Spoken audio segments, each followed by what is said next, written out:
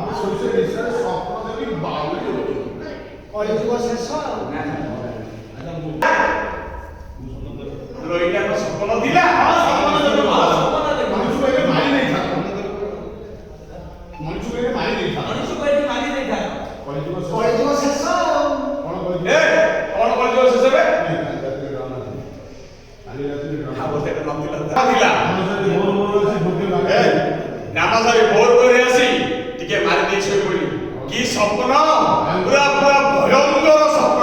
মানে ঠিক সব যা ହେଲା ସବୁ স্বপ্ন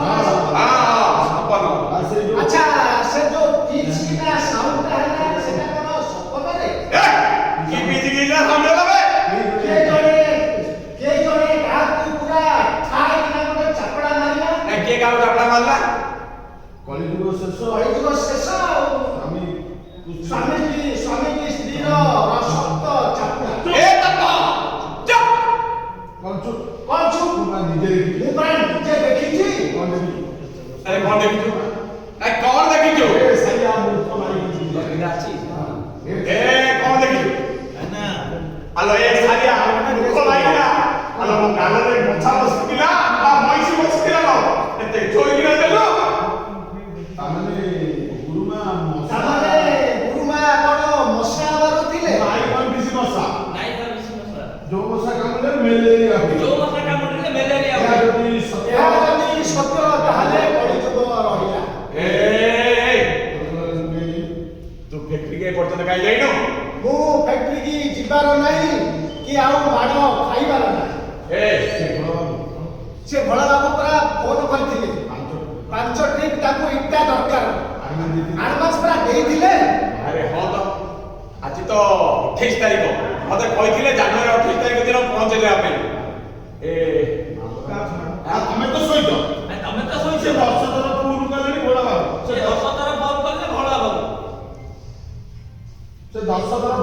ଯା ଯା ଯା ସେ ବଳା ବଳଙ୍କୁ ଏ ଯା ଯା ଯା ଫ୍ୟାକ୍ଟ୍ରି ଯିବୁ ତାଙ୍କ ମାଲ ରଖିବୁ ଯା ନା ନାଇଁ କୋବେ ମାଲ ନାହିଁ ଆସିବ କୁଆଡୁ ନାଇଁ ମାନେ କଣ ନାଇଁ କଣ ନାଇଁ ଚାରି ଦିନ 4 ଦିନ ହେଲା ବଙ୍ଗାଳୀ ମିସ୍ତ୍ରୀ ତିନି ଜଣ ବିହାରୀ ଗାଇଲେ 4 ଦିନ ହେଲା ବଙ୍ଗାଳୀ ମିସ୍ତ୍ରୀ 3 ଜଣ ବିହାରୀ ମାଇକିନାକୁ ଧରିକି କୁଆଡେ ପଳେଇଛୁ ଆଉ କାମ ଆଉ କାମ କରିବ କିଏ ମାଲ ଆସିବ ଏ ସେ କଥାଟା ମତେ ଆଗରୁ କହିଲୁନି ତମକୁ ସେ କେମିତି କହିଥାନ୍ତା ତମ ତ 15 ଦିନ ସବୁ ରାତି ଯାତ୍ରା ତମ ଘରେ ରହୁଛ ତମକୁ ସେ କହିଥାନ୍ତା କାଇଁ ସମ୍ପଦ କଣ ଫ୍ୟାକ୍ଟ୍ରି ଯାଇନି କି ସେ ତା କାମ ସେଟା କାମରେ ଯାଇଛି ସେ ଯୋଉ ଫ୍ୟାକ୍ଟ୍ରି ସେ ଜଏନ୍ ଯୋଉ ବ୍ୟକ୍ତିରେ ଜଏନ କରିଛି ତାଙ୍କୁ ସେତିକି ଫୁର୍ସତ ମିଳିଲେ ତ ଏ ତୁ ଫ୍ୟାକ୍ଟ୍ରି ଜଏନ୍ କରିଛୁ ବେ ଗୁରୁ ଗୁରୁ ତମର ପୁରା ଏକା ବ୍ୟକ୍ତିରେ କାମ କରୁଛି ହଁ ସେ ବେ ଇସ୍ପାତ ଫ୍ୟାକ୍ଟ୍ରି କାମ ଗୁରୁ ତମର ଇଟା ଫ୍ୟାକ୍ଟ୍ରି ସିଏ ପରା ବି ଇସ୍ପାତ ଫ୍ୟାକ୍ଟ୍ରିରେ କାମ କରୁଛି ଗୁରୁ ତମର ଏଟା ଫ୍ୟାକ୍ଟ୍ରି ତମେ ପ୍ରଶ୍ନ ହଁ ଏ ସିଏ କଣ ସମ୍ପଦ କଣ ଫ୍ୟାକ୍ଟ୍ରି ଯାଇନି କି ଗୁରୁ ତମର ପୁରା ଏକା ବ୍ୟକ୍ତି ହଁ। ସିଏ ପୁରା ଇସ୍ପାତ ବ୍ୟକ୍ତିରେ କାମ କରୁଛି ମାଲିକ ହେବାକୁ ଯାଉଛି ସେ ପୁରା ମାଲିକ ହେବାକୁ ଯାଉଛି ଏ ସାରିଆ ବା